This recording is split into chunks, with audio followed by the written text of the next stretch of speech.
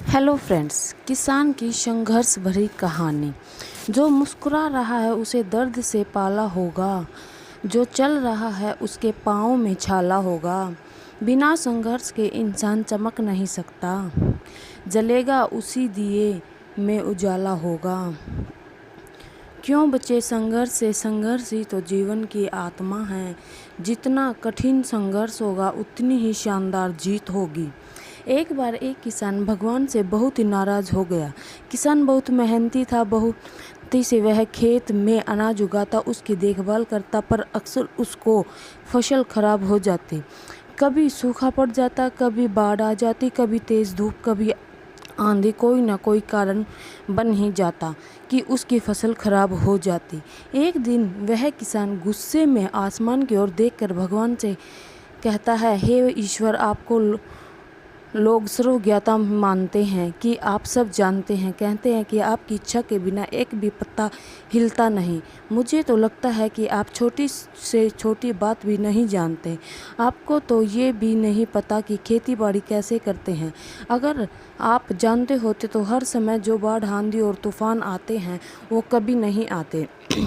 आप नहीं जानते कि कितना नुकसान उठाना पड़ता है हम किसानों को। यदि आप मेरे हाथ में यह शक्ति दे दे कि जैसा मैं चाहूँ वैसा मौसम कर दूँ, फिर आप देखना मैं अन्न के भंडार भर दूंगा। भगवान इस किसान के तीखे वाक्य सुनकर मुस्कुरा रहे थे और वह किसान के सामने प्रकट होकर बोले, मैं आज तुम्हें यह शक्ति देता हूँ कि तुम अपनी खेती को तुम्हारी इच्छा के अनुसार तुम वैसा मौसम कर दोगे।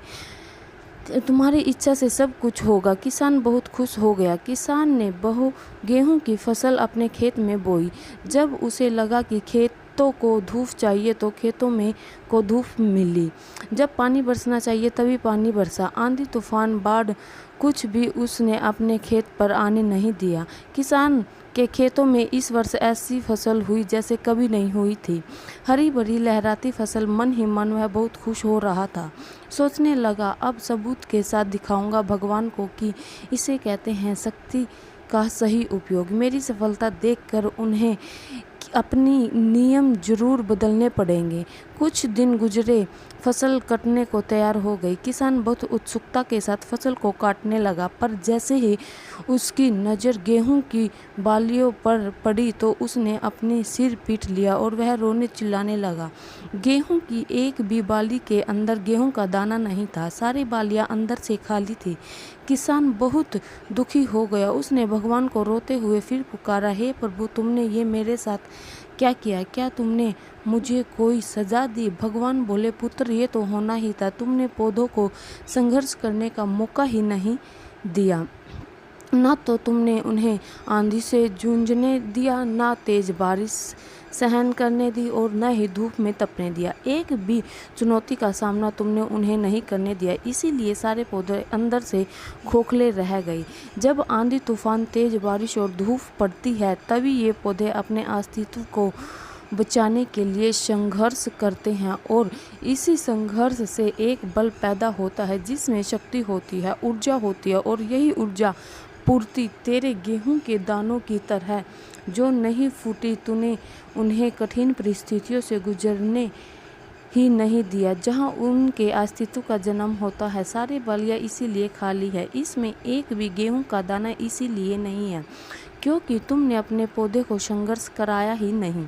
याद रखिए, स्वर्ग में स्वर्णीय आभात तभी आती है जब वह आग में तपने, गलने और हथौड़ों से पीटने जैसे संघर्षों से गुजरते हैं। कोयले का टुकड़ा हीरा तभी बनता है जब वह उच्च दाब और उच्च ताप की मुश्किल परिस्थितियों से गुजरता है। इसी तरह यदि हमारी जिंदगी में कोई संघर्ष ही ना हो, तो कोई चुनौती ही ना हो, तो हम भी गेहूं की बालियों की तरह खोखले रह जाएंगे। कोई अस्तित्व नहीं होगा।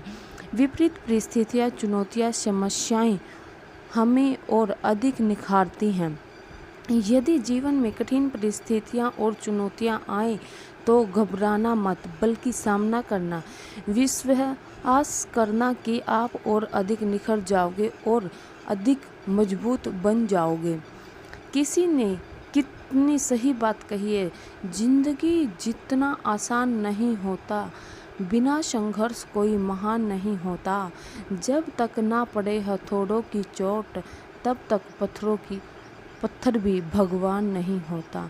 अगर आपको कहानी अच्छी लगी हो तो लाइक करना, चैनल को सब्सक्राइब करना और शेयर करना और कमेंट ज़रूर करें।